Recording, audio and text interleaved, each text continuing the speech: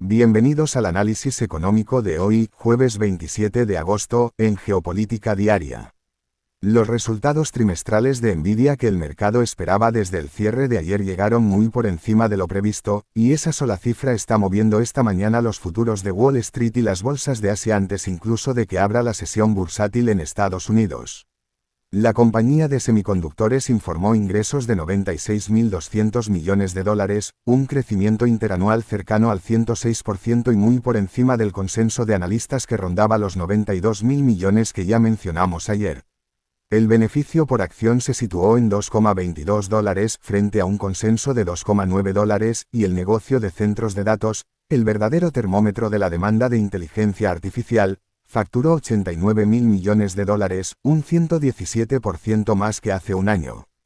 Pero lo que realmente ha movido el mercado es la previsión para el trimestre en curso, con ingresos esperados de $108.000 millones, claramente por encima del consenso que se movía en torno a los $104.000 millones. La directora financiera de la compañía, Colette Kress, añadió que el gasto conjunto de las 5 mayores tecnológicas en infraestructura de inteligencia artificial podría escalar el año próximo hasta $1.300.000 millones, frente a los $800.000 millones de este año, una cifra que despeja, al menos por ahora, las dudas sobre un posible enfriamiento del gasto en inteligencia artificial. Amazon anunció además la compra de 2 millones de sus unidades de procesamiento gráfico para su nube. Las acciones de Nvidia subieron cerca de un 4% fuera del horario habitual de contratación, y los futuros del índice tecnológico Nasdaq ganaban esta mañana en torno a un 1%. Ese optimismo se trasladó de inmediato a Asia. Los fabricantes de memoria y componentes vinculados a Nvidia impulsaron subidas en Corea del Sur y Taiwán, aunque en Japón el selectivo cedía terreno.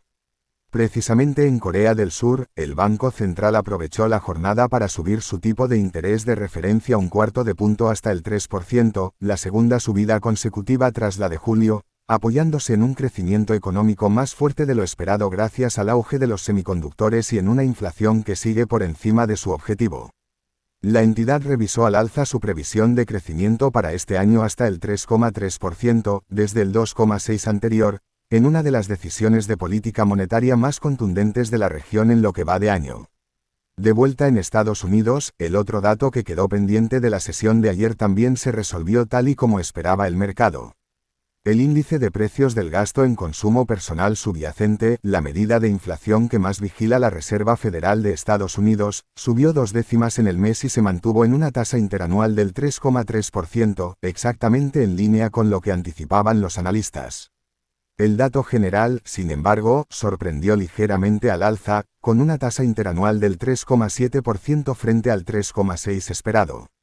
La combinación refuerza la idea de que la Reserva Federal de Estados Unidos mantendrá los tipos sin cambios en su reunión de mediados de septiembre, justo cuando arranca hoy en Wyoming el simposio anual de Jackson Hole, donde mañana pronunciará su primer discurso en ese foro el presidente de la Reserva Federal de Estados Unidos, Kevin Warsh.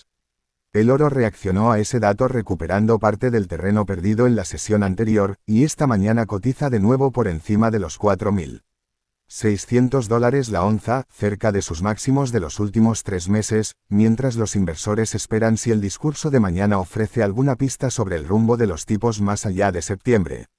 El rendimiento del bono del Tesoro estadounidense a 10 años, que había llegado a superar el 4,75% hace unos días, su nivel más alto en 20 meses, se relajó hasta rondar el 4,65%. El otro banco central que hoy centra la atención, además del coreano, es el de Japón. Su vicegobernador, Ryozo Imino, defendió esta mañana en un discurso que subir los tipos de interés de forma oportuna evita tener que hacerlo de manera brusca más adelante, y pidió prestar más atención a los riesgos al alza de la inflación. El mercado ya descontaba antes de este discurso una probabilidad cercana al 80% de que el Banco Central japonés suba tipos en su reunión del 18 de septiembre, y el tono de Imino refuerza esa apuesta sin llegar a confirmarla de forma explícita. El yen se mantiene débil, cotizando en la zona de 158 a 159 unidades por dólar, con el nivel de 160 como referencia que el mercado vigila como posible línea de intervención de las autoridades japonesas. Mientras los bancos centrales de Asia debaten sus políticas por el impacto de la inflación energética, el origen de buena parte de esa presión, el mercado del petróleo, mostraba hoy nuevos motivos de alivio. El crudo encadena ya su cuarta sesión consecutiva de caídas, con el barril de Brent en torno a los $87 y el West Texas Intermediate por debajo de los 82, ambos apoyados en la mejora de expectativas sobre la reapertura del estrecho de Hormuz. Irán y Omán ya habían anunciado esta semana un principio de acuerdo para repartirse los ingresos por el tránsito marítimo en ese paso estratégico, y hoy se suma un nuevo elemento diplomático, ya que el primer ministro de Qatar viaja a Teherán para intentar relanzar las conversaciones que buscan poner fin a un conflicto que ya se acerca a los 6 meses. El mercado interpreta cada avance diplomático como una señal de que la oferta global de crudo podría normalizarse antes de lo previsto, aunque varios analistas siguen advirtiendo que la escasez de suministro continúa siendo un riesgo real mientras no exista un acuerdo definitivo entre las partes. La misma lógica de riesgo de oferta que empuja al petróleo se repite en otro metal clave, el cobre, aunque por razones bien distintas. La minera Zijin advirtió esta semana de que las inundaciones en el complejo de Kamoa-Kakula, en la República Democrática del Congo, podrían recortar su participación en la producción del yacimiento en hasta 57.000 toneladas este año, un recordatorio de que la oferta mundial de cobre sigue expuesta a interrupciones puntuales pese a que los inventarios en los almacenes de referencia han ido en aumento en las últimas semanas. El impulso tecnológico que dispara Nvidia esta mañana también se deja notar en Europa, donde el IBEX 35 continúa rondando la zona de los 20.000 puntos, cerca de sus máximos históricos, en una sesión que por lo demás no trajo grandes sobresaltos para el selectivo español. Sigue pendiente, además, una tensión comercial que no tuvo movimiento propio hoy pero que continúa marcando el calendario de septiembre, la disputa arancelaria entre Estados Unidos y Canadá, con los aranceles de represalia anunciados por Ottawa, de entre 15 y 50% sobre productos estadounidenses, pendientes de entrar en vigor el 8 de septiembre.